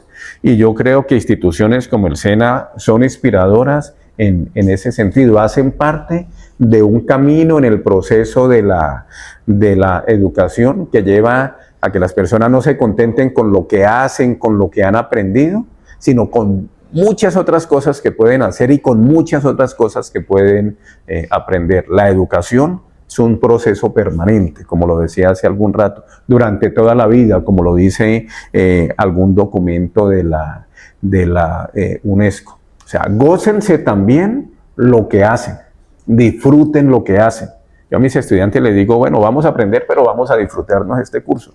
Porque si aprendemos, pero llegamos amargados, si hacemos un taller, pero es más como la culpa. Algún día un profesor, yo le decía, profesor, no alcanzo a presentarle el trabajo el sábado y entonces mi materia está en riesgo. Y me dijo, William, disfrute lo que está haciendo.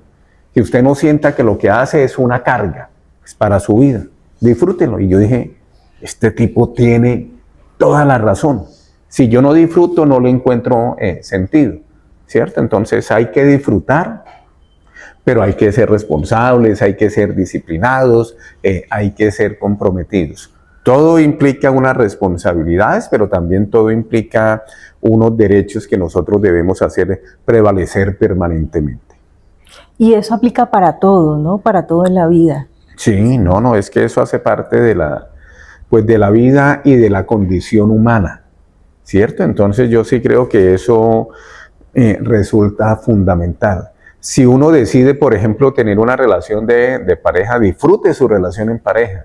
Si uno decide tener hijos o llegan hijos, pues hay que disfrutar a los hijos. Nosotros no escogemos la familia, ¿cierto? Pero si hacemos parte de una familia, pues disfrutemos la familia. Eso no significa que todo sea paz y amor, pero eso sí significa que cuando lleguen momentos de dificultades, pues yo voy a estar ahí, metiéndola toda, luchando. Porque es muy fácil tirar la toalla. No me salió bien el taller, no me fue bien en este curso. No, eso no es lo mío, yo renuncio, no.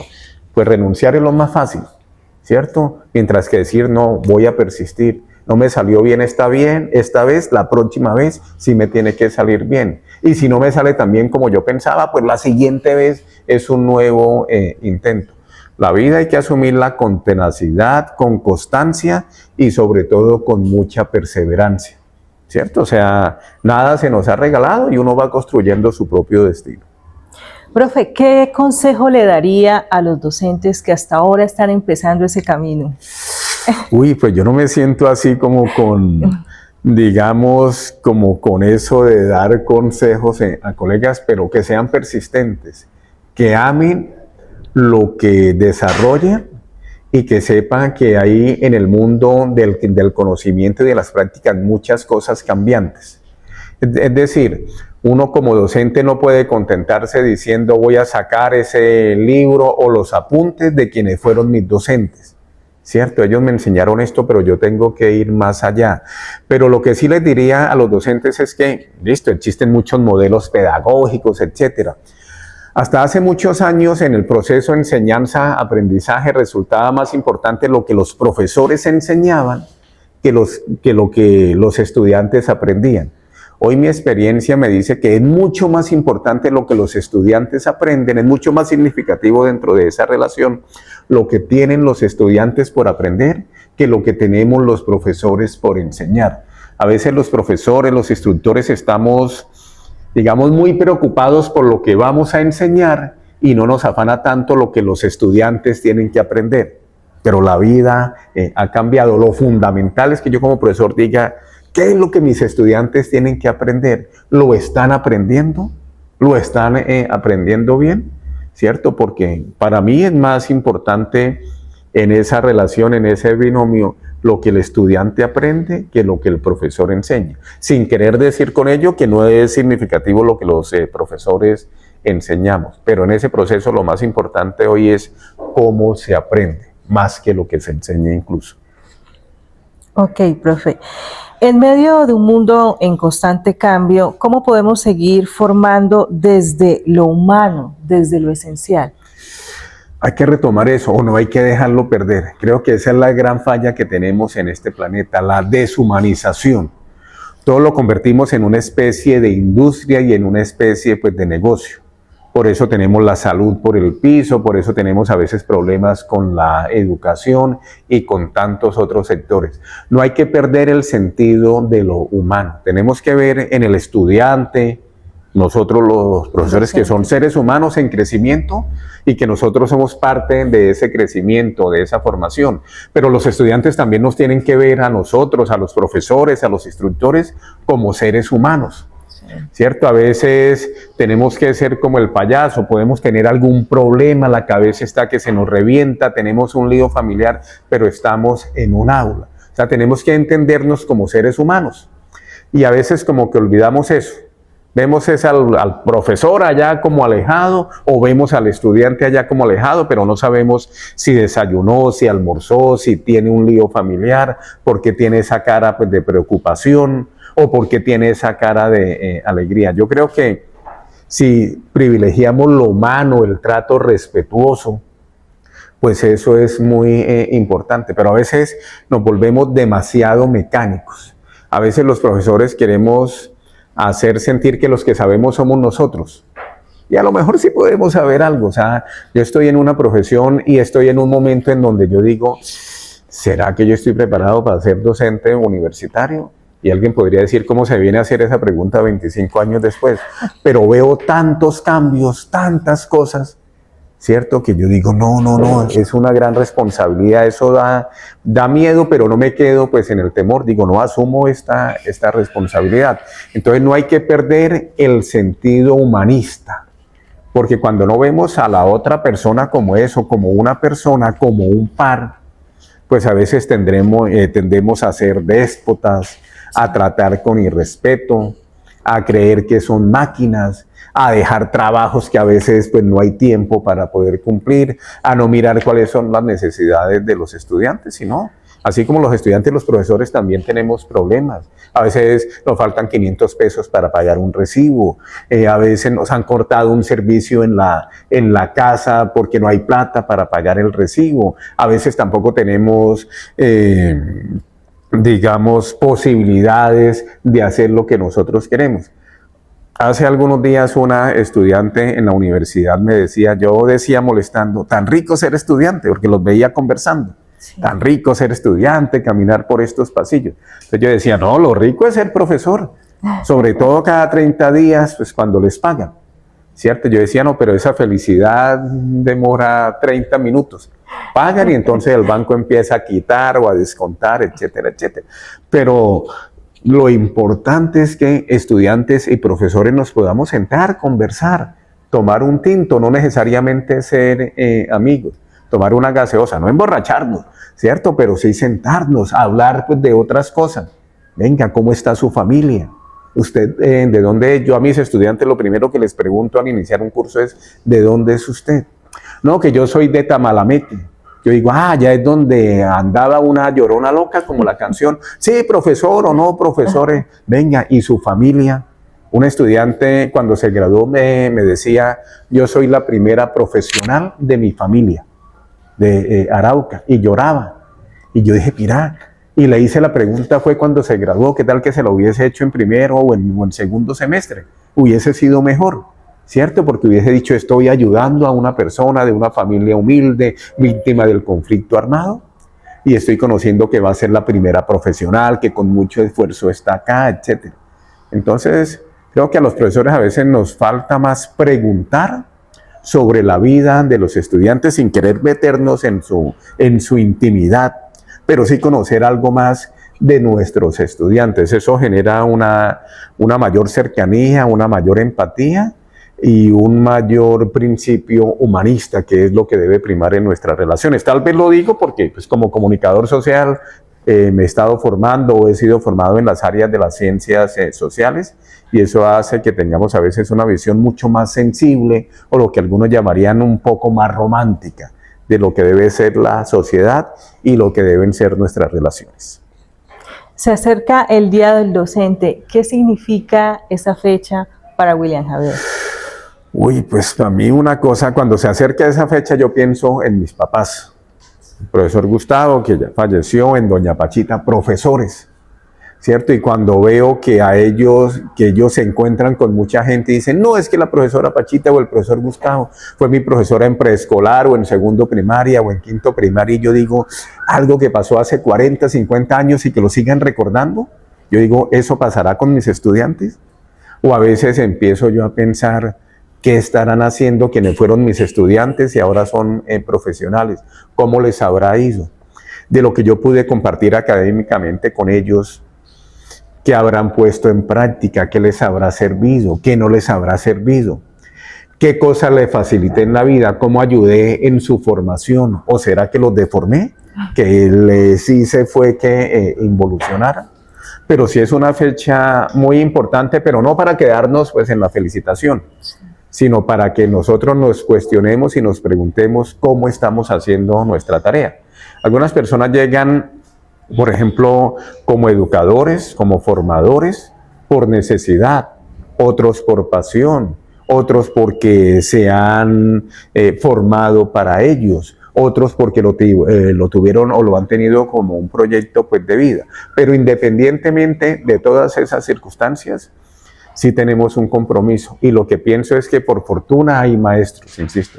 Sin maestros, la humanidad difícilmente existiría. Sin maestros no hay profesionales, no hay tecnólogos, no hay técnicos, y nosotros estamos ahí para orientar vidas, para orientar procesos, pero no solamente académicos, sino para ayudar también en la formación de personas. A veces somos como unos segundos padres, ¿cierto? Bien en la escuela, en el colegio, en un instituto, en una universidad. Profe, ¿qué siente usted al saber que ha sembrado en la vida de otros? Por ejemplo, en la mía. Sí, pues a mí a veces lo que me da como miedo, y he utilizado esta palabra en varias oportunidades, es saber si he sembrado rosas o si he sembrado espinas. ¿Cierto? Porque claro, si uno es modelo o hablábamos que puede inspirar, los profesores deben o debemos ser modelos. ¿Cierto? Que un estudiante diga, ese es mi profesor, le estoy aprendiendo. Pero le estoy aprendiendo no solamente cosas académicas, sino cosas de la vida. Educar es formar en valores. El conocimiento académico es añadido. Educar es formar en valores para que podamos vivir en sociedad lo más armónicamente posible, en comunidad. Y a veces me encuentro con profesionales, en el caso pues, de Yorledi, más que dicen, profesor, recuerdo sus clases. Pero espero siempre que recuerden mis clases por lo que pude aportarles. Alguna vez en un congreso me encontré con una profesional de comunicación social egresada en la universidad donde trabajo, en la Universidad de Pamplona, y decía, profesor, recuerdo mucho sus clases. Entonces me sentí orgulloso, eso fue por allá en Cartagena. Yo dije, bueno, ¿y qué es lo que recuerda? ¿Cierto? Yo queriendo ser un poquito fantoche. Entonces ella dijo, no, que sus clases eran a las 6 de la mañana y en ese frío de Pamplona, y entonces el recuerdo no era el que yo pensaba o el que yo quería, ¿cierto? Sino se acordaba de mis clases porque tenía que madrugar y porque yo en los horarios soy como muy cumplido. A la clase de 6 de la mañana, faltando 15 minutos, ya estoy en el salón. Entonces, ¿qué? Pero otros me dicen, recuerdo lo que usted me dijo, recuerdo aquella conversación en cafetería, a mí se me ha olvidado, ¿sí? Pero recuerdo que usted me dijo esto, recuerdo que en un momento por allá dije, quiero dejar la carrera, esto no es lo mío. Y que yo le pude haber dicho, no, sí puede ser lo suyo, fíjate que usted tiene estas fortalezas y tal. Y que alguien diga esa palabra que me dijo en cafetería y no necesariamente en un aula, funcionó, me tocó, ¿cierto? O sea, me sensibilizó mucho más. Entonces yo espero haber sembrado más en los estudiantes con quienes he compartido, más rosas que espinas. A veces nos equivocamos, pero sí, por lo menos aspiro a que cuando se acuerden de este nombre y de este rostro y de esta persona, pues sea en parte para agradecer o para decir, aportó algo, y no simplemente que digan, ¿y esa persona quién fue? Pero no es nada fácil, ¿cierto? No es nada fácil estar en un aula con 30 mentes, 20 mentes diferentes, aspiraciones, etc. Pero sí aspiro a haber aportado un poquito. Profe, ¿cómo le gustaría que lo recordaran sus estudiantes? Como una persona que les aportó, pero no solamente para su vida profesional, sino para la vida. ¿Cierto? Que con una palabra los puso a pensar, que con una producción, ¿cierto? Les pudo inculcar que la herramienta es lo de menos, que lo demás es el contenido, que uno no se hace profesional o tecnólogo o técnico simplemente para satisfacer algunas necesidades particulares, individuales, sino para aportarle algo también pues, a la comunidad. Puede ser que suene muy romántico, pero es eso. O sea, nosotros tenemos un compromiso. Si yo me formo en el SENA como productor multimedia, pues, ¿qué es lo que yo voy a ayudar a transformar en la sociedad? ¿Qué es lo que yo voy a aportar? O si yo hago prensa, radio, televisión, con ese contenido que yo quiero publicar, ¿qué es lo que yo quiero lograr? Denunciar atropellos, poner como ejemplo a alguien, buscar que alguien sea fuente de inspiración para otras personas. Todo tiene un propósito en la vida. En la vida todo comunica, ¿cierto? Y entonces lo que digo es, lo que hacemos tiene un sentido. Si vamos a hacer un video y no sabemos cuál es el sentido, no hagamos el video. Si vamos a hacer un podcast pero no sabemos qué quiero aportar con ese podcast, no lo hagamos. Pensemos primero y cuando ya lo tengamos claro, entonces sí podemos decir, hagámoslo ahora, ¿cierto? Porque para cosas sin sentido hay muchos ejemplos, pero alguien a través de un contenido puede ser fuente de inspiración. Si alguien está mirando esta conversación, por ejemplo, y dice, oye, ese laboratorio que están haciendo los de producción multimedia en el SENA, ¿por qué no intentamos replicarlo aquí en nuestra institución con los estudiantes de bachillerato o con los de primaria? Eso es servir como fuente de inspiración. ¿Por qué no traemos personajes para hablar sobre esto? Entonces creo que ahí es donde está un propósito y un sentido. Hay que buscar cuál es el sentido de lo que nosotros hacemos. Y antes de hacerlo, ojalá tengamos respuestas frente a eso. Lo contrario resulta ahí vacío, hueco, ¿cierto? Y para cosas vacías y huecas no estamos los seres humanos. Profe, ¿qué planes o proyectos tiene para seguir inspirando a través de su labor educativa? Uy, pues no sé cuánta vida me quede. Yo tengo 55 años, ¿cierto? Y bueno, me quedarán algunos años todavía pues, de vida productiva. Pero quiero seguir en el tema de la docencia universitaria. No quiero alejarme de los medios de comunicación. Y entonces quiero permanecer muy activo en los medios de comunicación. He escrito algunas cosas que no se han publicado, pero quiero empezar de aquí a algún tiempo, pues a publicar. Casi que es una obligación moral, ¿cierto? Publicar también, convertirme como en una especie, no digo yo pues de referente, pero sí de alguien que puede aportar producto de la experiencia también. Y seguir estando muy activo en gremios de comunicadores y de periodistas. Desde hace varios años hago parte de una asociación, Círculo de Periodistas y Comunicadores de Norte de Santander. En algún momento he hecho parte en representación de la Unipamplona de la red de radio universitaria. Con otros colegas de otras universidades integramos la red colombiana de periodismo universitario. Y sí me quiero mantener activo en todos esos espacios. ¿Cierto? O sea, no quiero decir, bueno, me pensiono de aquí a algunos años y ¿qué hago? Me veo 5 partidos de fútbol al día, desayuno a las 10 de la mañana, almuerzo a las 4 de la tarde, salgo a dar una vuelta. Eso está bien, eso es calidad de vida, pero quiero seguir siendo productivo mentalmente. O sea, que este músculo no se me atrofie el cerebro, sino seguir haciendo muchas cosas, y creo que hay que hacer y se pueden hacer muchas cosas más por quienes estamos en el campo de la producción, de la comunicación social y del periodismo. Así quiero estar durante los años que me puedan quedar. Profe, para cerrar, en un mundo lleno de información, ¿qué mensaje le dejaría a las nuevas generaciones sobre cómo encontrar su voz auténtica y contar historias que realmente importen? Que le pongan el sello particular y sobre todo esa palabra, informar. Está la antítesis de la información, que es la desinformación. Y la desinformación es cuando yo entrego contenido falso, contenido mentiroso, pero lo hago conscientemente para hacerle daño a alguien que puede ser una persona, una organización, una entidad. Entonces, que creen contenidos, pero que verifiquen muy bien esos contenidos, que cuenten historias, pero que contrasten esas historias. A veces le dicen a uno en el periodismo que hay que presentar las dos caras de la moneda, ¿cierto? Las dos caras, los dos lados de la moneda. Yo en eso no creo.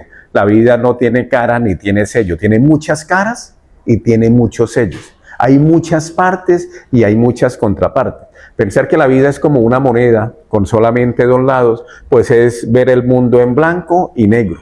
Y entre el blanco y el negro hay muchos matices, hay muchos grises. Tenemos que ver el arco iris. No si el firmamento está oscuro porque va a llover o si está despejado porque hace sol. No, hay muchos matices. La vida es un poquito más compleja. Entonces creo que ese es el aspecto o un aspecto fundamental, que seamos multicolores, así como hoy día hablamos de multiplataformas, ¿cierto? Entonces, que nos abramos de mente. Yo puedo ver la vida de una manera, pero esa no es la única forma, ni válida, ¿cierto? De estar presente dentro de aspectos cotidianos. Abramos la mente. Si nosotros nos abrimos de mente, que leamos mucho, etcétera, que experimentemos mucho. Entonces yo creo que ahí está parte de seguir siendo personas dinámicas, activas, muy presentes, y que podamos todos nosotros ser inspiradores de otras personas. Profe, la verdad, para mí es un honor que usted haya estado con nosotros aquí en este espacio en Weekend Boss. Para cerrar, profe, una frase que le quiera dejar a la audiencia que nos escucha el día de hoy.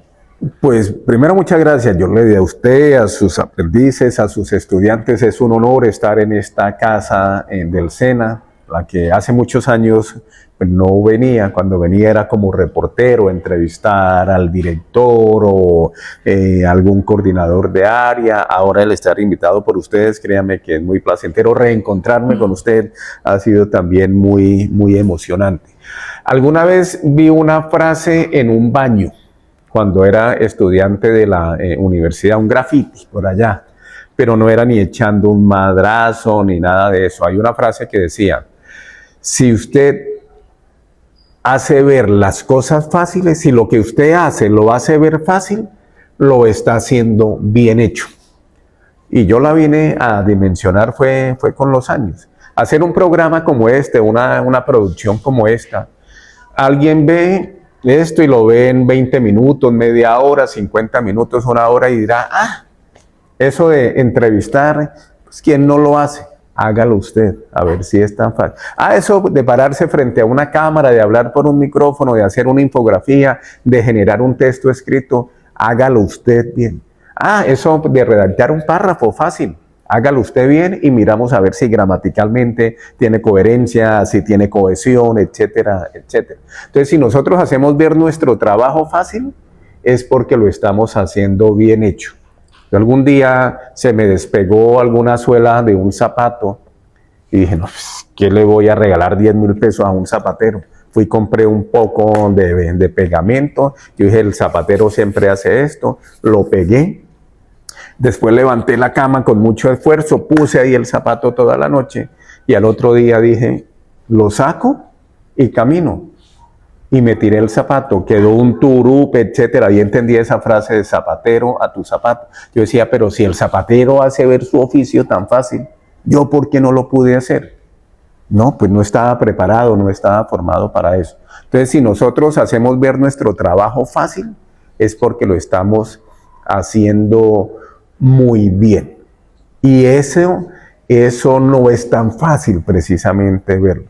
Entonces, si ustedes están estudiando producción multimedia y alguien dice, ¿eso quién no lo hace? Un video, un podcast. Si usted lo está haciendo fácil y cualquier persona cree que lo puede hacer, porque uno lo está haciendo bien. Si uno hace ver su trabajo fácil, le está quedando bien. Profe, gracias por esta conversación tan honesta, tan cercana. Este episodio es un homenaje, pero también es una lección viva para quienes hoy nos escuchan y se están formando. Porque usted no solo nos enseñó teoría, también nos enseñó con el ejemplo y eso es muy valioso. Desde Weekend Lab seguimos creyendo en la educación como motor de cambio, en la comunicación como puente y en los maestros como arquitectos del futuro. Gracias por inspirar, por transformar y por seguir sembrando. Feliz Día del Maestro. Muchas gracias. Disculpe, yo hablo mucho. Usted recordará mis clases, ¿cierto? Y respuestas que podrían ser de 20 segundos, pues las extiendo, pero creo que eso de dialogar y de conversar es lo más precioso que puede existir entre los seres humanos. Llegar acá, sentarnos, conversar, eso es algo grandioso. A veces nos olvidamos de conversar y ahora por un WhatsApp y con una carita o con los emoticones dejamos de hablar. ¿Cierto? Y yo creo que el humano está es hablar, dialogar. Entonces, muy complacido, Yorledi, muchas gracias por la invitación.